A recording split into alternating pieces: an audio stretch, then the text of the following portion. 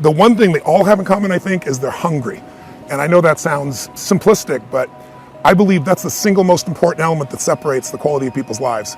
It's not just the ability to have hunger, but to sustain it. Hunger means that you want more. You want more of yourself. You want to make a bigger difference. You want to be a better parent. You want to do something more than there is today, and that you don't get satisfied. Most people start out with hunger at an early stage of life and they lose it. But the people that come to me are hungry either because something's happened, they've had a birthday with a 0 on it, they've gone through a divorce, they're starting a business and they know I've got to have a different level, or they're the best in the world and they're always looking for that edge that makes the difference. I think everybody is born with hunger. Like, there's a desire to grow, to expand, to learn, and then disappointment sets in early in life for most people. And then we look to blame something outside of ourselves. And there are many events in our lives that can affect us all. We've all had pain and challenges.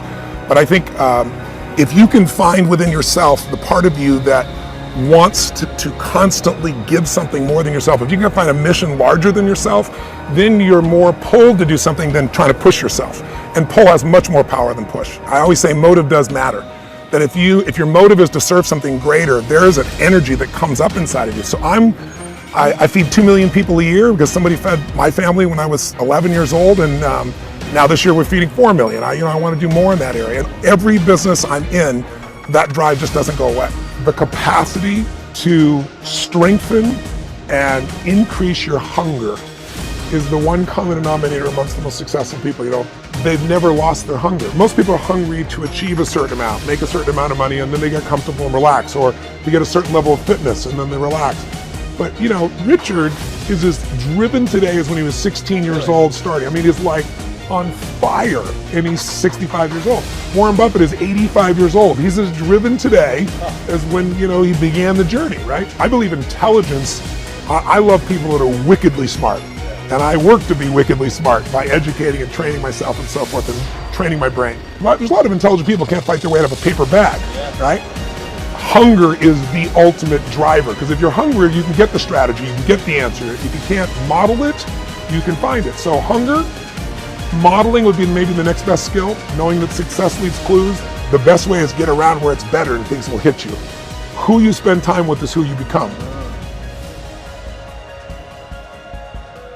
How bad do you want your goal right now? Do you want it as bad as breathing? Do you want it as bad as anything you ever wanted in your life? And if you calibrate it at the highest enough levels, what I found is the people that are the hungriest, they find a way. When you know why you want something, when it's desperation, the power of being desperate is something that most people avoid. They think desperation is a weakness. And I'm here to tell you, desperation is one of the most powerful emotions you could possibly possess, because when you're desperate, you find reserves and reservoirs of ideas, talents, and a strength that you don't know you have when you find yourself in a desperate situation.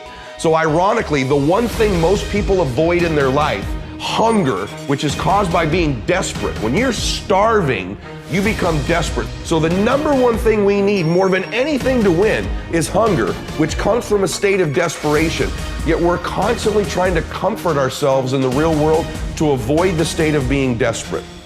And I'm telling you that I think you need to embrace desperation again in your life. Like, do you want it so bad that you're desperate for it? See, in a fight, you show me two people. This is why it's so hard to repeat as a champion in the fighting game. Because you show me someone who's up and coming, who's hungry for that title, who's never had it before, who can taste it, who knows if they win that belt, their whole life's gonna change. They're gonna be champion of the world, all the endorsements, all the money, all their family life, all their parents' lives are gonna change. You show me somebody chasing that, hungry for it, against someone who's just trying to hold on to a title. And that's why most of the time the challenger beats the champ. It's hard to repeat as a champion because the hunger goes down just a little bit. The greatest athletes, the Kobes, the Bradys, the Jordans of sports, have a way of feeding their hunger all the time and increasing it. What separates them isn't just their work ethic, isn't just their talent, although those things matter, isn't just they practice more. What separates them is they're just hungrier. They somehow find a way as they climb up the ranks and win championships to get even hungrier for more, where 99% of the athletes lose just a little bit of their edge once they get that first championship, that first pro contract, that first big amount of money, that first world championship. They just lose their hunger a little bit. And then there's the elite. They get hungrier. It feeds the beast.